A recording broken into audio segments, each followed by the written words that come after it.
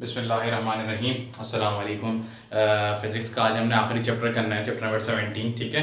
और काफ़ी छोटा चैप्टर है, इसमें चैप्टर नंबर्स 18 की तरह न्यूमेरिकल्स नहीं है। हमारा ये एक आखिरी चैप्टर रह गया था। इसमें टोटल 3 टॉपिक्स हैं, 2 टॉपिक्स ही हो चुके हैं, ठीक है। एक टॉपिक जो है इसका वो थोड़ा सा लेंथी है, मतलब मेरे ख्याल में 3-4 मिनट के अंदर हो जाएगा, वो भी इंशाल्लाह, ठीक है। तो आज के बाद हमारे पास पूरी फिजिक्स अल्हम्दुलिल्लाह कंप्लीट हो चुकी है, सिवाय कुछ टॉपिक्स मुझे पता है फ़ौरन तुम लोगों के ध्यान में आएगा, ये वाले टॉपिक्स रह गए थे। लेकिन वो जो आपका variation of g decrease with altitude है, क्योंकि अब इसके बाद मेरे पास क्या काम होगा, मैं आपको बता रहा था अपने काम।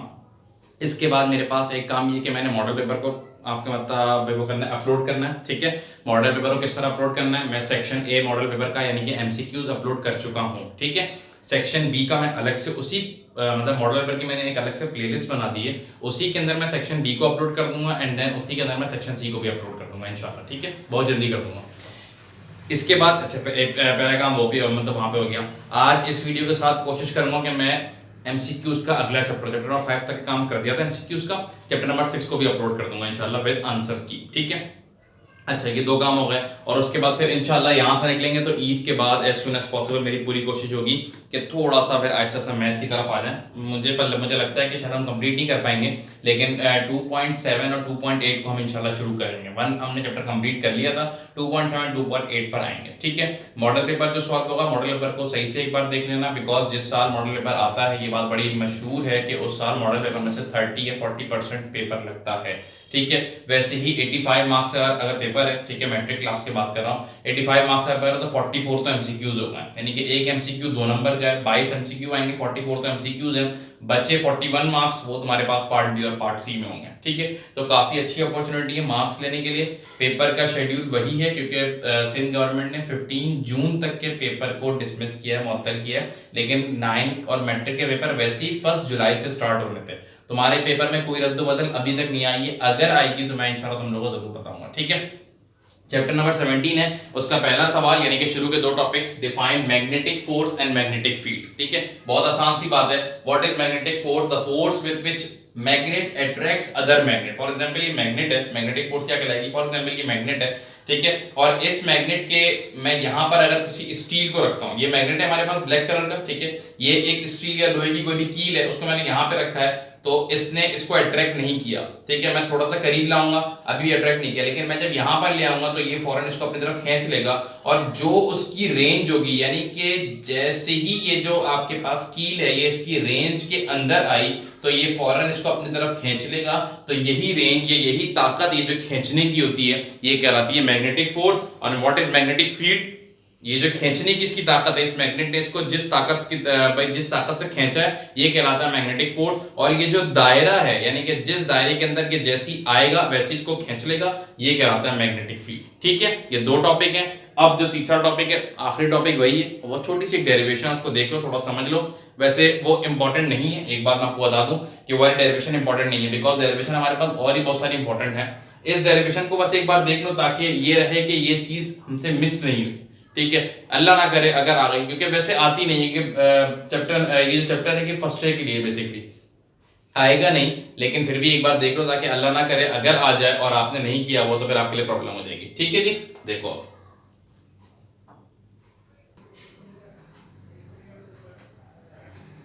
अच्छा भाई, देख लो, ये इसका आखिरी सवाल है, थोड़ा सा लेंदी है, लेंदी से मुराद ये मैंने उसको थोड़ा सा और डिटेल में बता दिया, क्योंकि यार जितना ज़्यादा काम डिटेल में बताती है तो चीज़ समझ में आती है, ठीक है।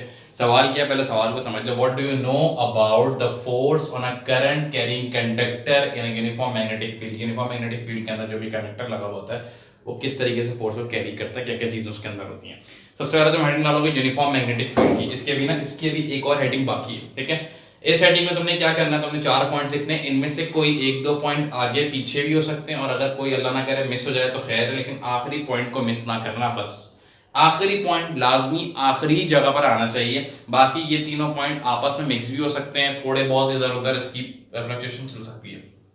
Number 1, the current carrying conductor situated in a magnetic field. Magnetic field के अंदर जो भी कंडक्टर लगा हुआ उसके अंदर जो कैरी कर रहा है, आपके पास करंट, ठीक है। Experience a force whenever it is placed at an angle to the direction of field, जब वो फील्ड उसको वो कब वो करता है, whenever it is placed at an angle, जब वो डायरेक्शन ऑफ फील्ड के अंदर उसको रखा जाता है, उसको प्लेस किया जाता है, तब वो उसको फील करता है, ठीक है।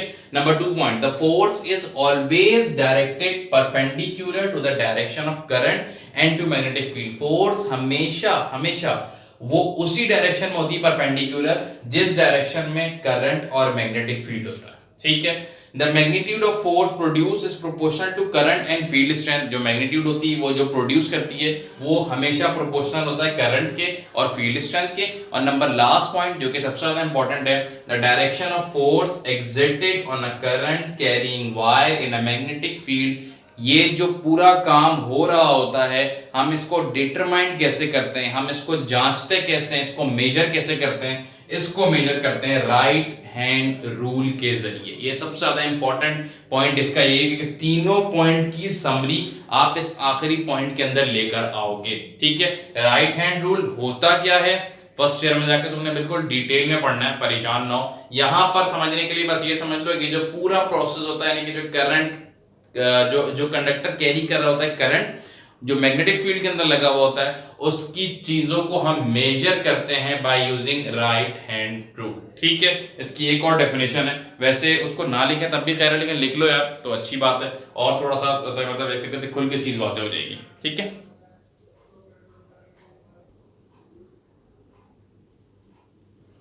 चलिए जी, चैप्टर नंबर 17 की कहानी को खत्म करें। उसी के आगे से कंटिन्यू कर लेना, ठीक है, या चाहो तो वहां पर रोक भी सकते हो, जस्ट खाली डायग्राम बना देना तुम्हारे ऊपर। मैंने फिर कहा है कि ये टॉपिक इतना ज़्यादा इंपॉर्टेंट नहीं है तो इसलिए ठीक है चल जाएगा। कहानी क्या है, उसी के बाद से continue. A current carrying conductor is placed in a uniform magnetic field, the figure shows the field lines encircling the current in a conductor. Figure B को देखो, ये बीच में कंडक्टर लगा हुआ है और इनसर्कलिंग किया हुआ है the current in a conductor, उसके इर्द गिर्द सारी चीजें चल रही हैं। इन फिगर सी, जो कि फिगर सी की बात है, the current carrying conductor is shown in the presence of an external magnetic field and two fields and overlap. इधर की हर दो फील्ड ओवरलैप हो रही है। In the region on the left, यानी कि उल्टे हाथ वाला, this one of conductor, the fields are opposing one another, एक दूसरे को अपोज कर रही हैं, एंड रिजल्टेंट फील्ड वीक हो रहा है। जबकि राइट हैंड की तरफ टू फील्ड्स रीइंफोर्स, आपस में एक दूसरे को रीइंफोर्स कर रहे हैं, और इसकी वजह से जो आपके पास जो रिजल्ट है वो बहुत ज्यादा स्ट्रॉन्ग आ रहा है, ठीक है। इसके बाद भी इसका एक पैराग्राफ बनता है, लेकिन ठीक है, इट्स इनफ यहाँ तक की कहानी, इसके अलावा हमें करने की जरूरत नहीं है। एक बार देख लेना, थोड़ा सा लिख लोगे देख के तो तुम्हारा काम आसान हो जाएगा, क्योंकि अल्लाह ना करे अगर पेपर में आ जाए तो फिर यहाँ से तुम्हारा काम हो जाएगा इतना, क्योंकि अगर आता भी तो शॉर्ट में आएगा, लॉन्ग में नहीं आएगा, ठीक है। मॉडल पेपर बहुत ज़्यादा इंपॉर्टेंट है, मॉडल पेपर के सारे सवाल बहुत ज़्यादा इंपॉर्टेंट हैं। उन्हीं सवाल मैं जो एक्सपेक्ट कर रहा हूँ, मैं यही कर रहा हूँ कि एमसीक्यूज तो लगेंगे वो तो ठीक है, लेकिन सेक्शन बी सेक्शन सी भी ठीक ठाक लगने वाला है इस बार मॉडल पेपर का, ठीक है। तो चैप्टर नंबर 17 की कहानी अल्हम्दुलिल्लाह कंप्लीट है। इसमें किसी को डेरिवेशन में कोई मसला है तो मुझे बताना, मैं उसको एक बार फिर जब सारे कामों से फ्री हो जाएंगे पेपर से पहले, यानी कि जून में, तो इंशाल्लाह फिर उसको देख लेंगे एक बार। और वैसे उम्मीद है कोई मसला नहीं आएगा। एमसीक्यूज को देखते रहो, इंशाल्लाह मेरी कोशिश है कि जल्द से जल्द, अभी मतलब मेरे पास 25 रमज़ान के बाद से मैं फ्री भी हूँ, तो उसके बाद फिर मैं जल्दी जल्दी इंशाल्लाह तो काम कर दूँगा। ये मेरा वादा है कि इंशाल्लाह 5 जून 6 जून तक एमसीक्यूज भी सारे हो जाएंगे हमारे, ठीक है। तो इसको देखो समझो, किसी चीज़ में कोई मसला है तो मुझसे पूछ सकते हो। और ठीक है जी, चैप्टर नंबर 17 कंप्लीट, हमारी फिजिक्स आज कंप्लीट है। चंद टॉपिक्स रह गए हैं, उसको हम इंशाल्लाह कवर कर लेंगे, ठीक है। अपना ख्याल रखो, अल्लाह हाफ़िज़।